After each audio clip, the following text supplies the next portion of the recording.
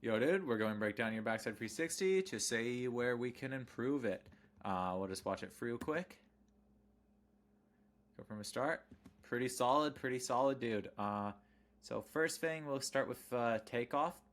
I'm really not liking how angled your board here is with how little angle your upper body is. A good rule is whatever angle our board's on, our hips and shoulders should be on as well. So what's sort of happening here in this transition, and this is a big reason why you're getting thrown off, is your upper body's open at this position, but your hips aren't open in this position. So when you go and try to push power and get your board doing that setup carve and get the hips engaged, it's causing your board to go and kick out on the back foot.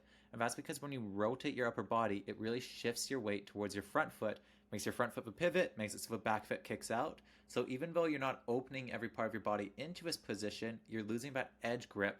So that's why you're not able to get a more comfortable open position, because your weight's getting too shifted.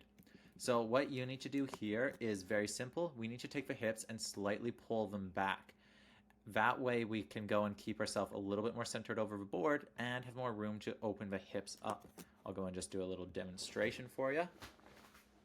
So right now you're basically like this, and see how that's going to make it so my back foot wants to kick out and I'm not really open with my hips, my upper body's rotated. So what we want to do is take that upper body, keep it more relaxed, keep it in line with the hips, open the hips, stagger them back. So now we're in this open position. So now when we stand up, boom, we're able to just extend that back leg up, and that increases our open. So what I want you to do is work on getting on that heel edge position with your hips more open, with your weight more set over the top of the board, and then work on standing up through that position without having your upper body open, non-correlation. That's going to be the biggest thing for you. Because that's going to give you way more room off the lip of the jump. You won't have that extra sideways momentum, you won't need to control it, and that'll let you pop a lot cleaner. The actual pop and snap, really good.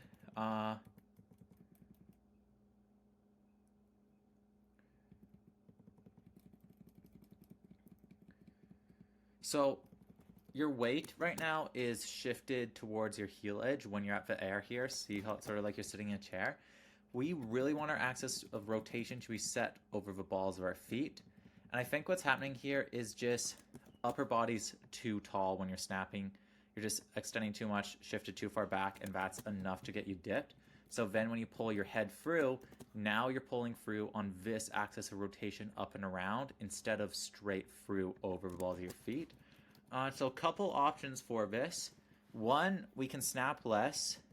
Two, we can go and try pulling our core before going and pulling into a spin. Because you're pulling into a spin right away, it's putting you on that wrong axis. So if we waited to pull into a spin for a second with our head, that could help. I'll do one more demonstration here.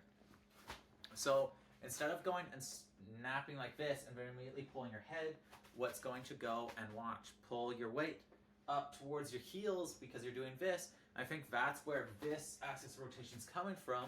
Instead, we want to add more hinge to the upper body and keep that rotation more set over this point. So our head is sort of staying over top of our toes here. Instead of having our head come up this way, instead our head is staying over our toes, our upper body is staying here, and we're just trying to throw on that point. See how when I throw on this point, I can go and keep my head in the same spot and rotate everything over, and I can get my head all the way here looking at the ground.